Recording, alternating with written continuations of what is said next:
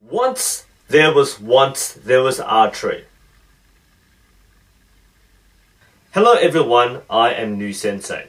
In the past week we saw world famous master archer Lars Andersen go from hero to zero. His sudden and unannounced video, Once There Was Archery, was published on YouTube, poised to become his next viral hit, but was then removed days later. The removal was accompanied by a post on Lars's Facebook page. Sometimes I'm making mistakes. The last couple of days, some clever people made me understand that it is not possible to make a very short video where I try to tell about the whole story of archery and simultaneously try to show all the new things I've learned. I've removed my video, but the content comes again, but in another way. At some point later comes a very long video where I thoroughly review what I think about historical archery and what the historical sources are and what practical attempts are made and what can be deduced from this. And then I make a series of videos just about trick shooting, more material than in the removed video and with more time to show.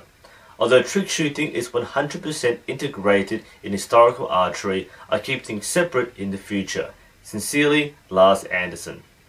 Firstly, this isn't about Lars being criticized or people hating on him. Haters will hate, that's a fact of life.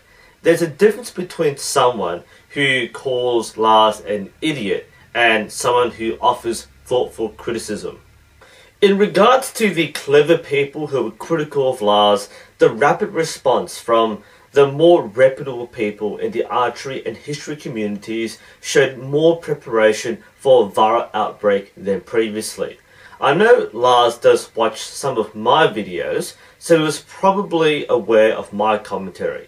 Metatron did a big talk on the history elements of the videos.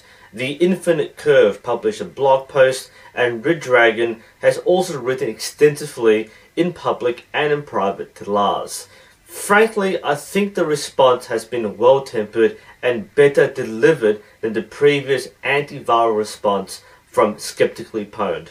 While I'm surprised that he actually took the video down, I'm pleased that he's taken the feedback well and is reconsidering his approach. So, what exactly went wrong and where does he go from here? I think there are two significant problems with the way Lars has produced his videos. The first is, as he mentioned, the pace of the video. It is only a 5-minute video. Each segment takes around 2 to 3 seconds. I found this the hard way when I edited my response video. Even on 0.25 speed, I found it hard to keep up with its visual presentation. The problem with this is that it goes by too fast for the viewer to validate what he is doing. This is what filmmakers often do when they want to hide something.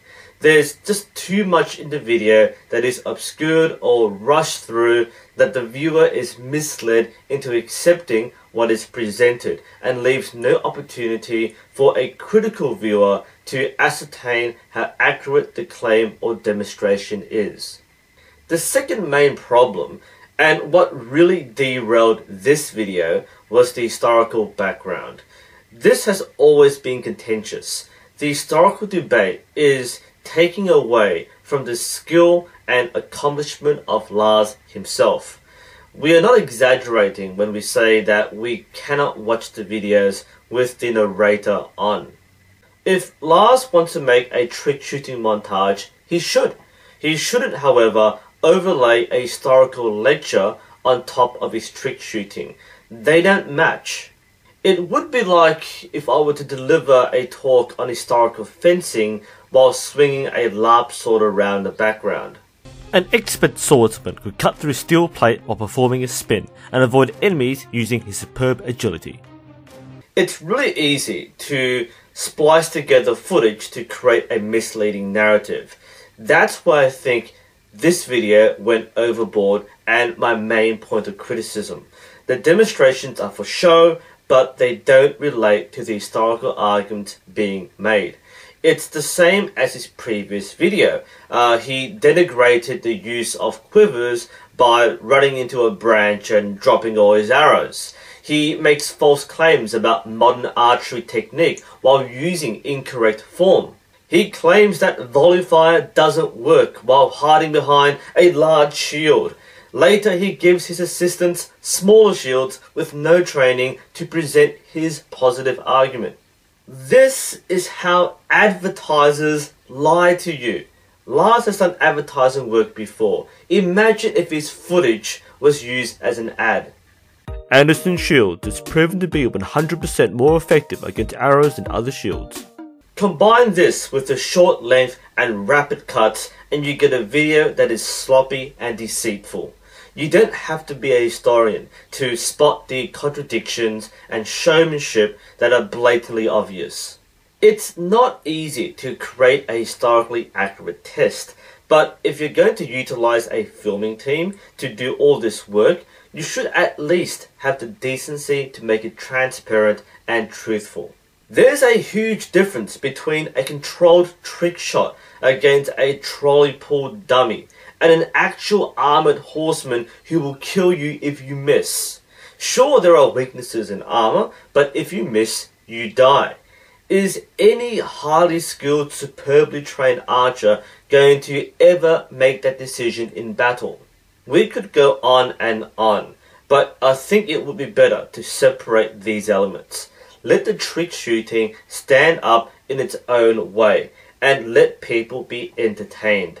Cover the historical aspect thoroughly on its own and make your sources and methodology clear so that people have a clearer understanding of where you are coming from, and let the debate happen on its own. If the style of video he produces is always going to be controversial and divisive, how should he approach it? I think the most viable approach is to create smaller, regular, focused videos that highlight a specific demonstration or skill shot. Considering his trick shooting repertoire, there is no shortage of content that people will want to see.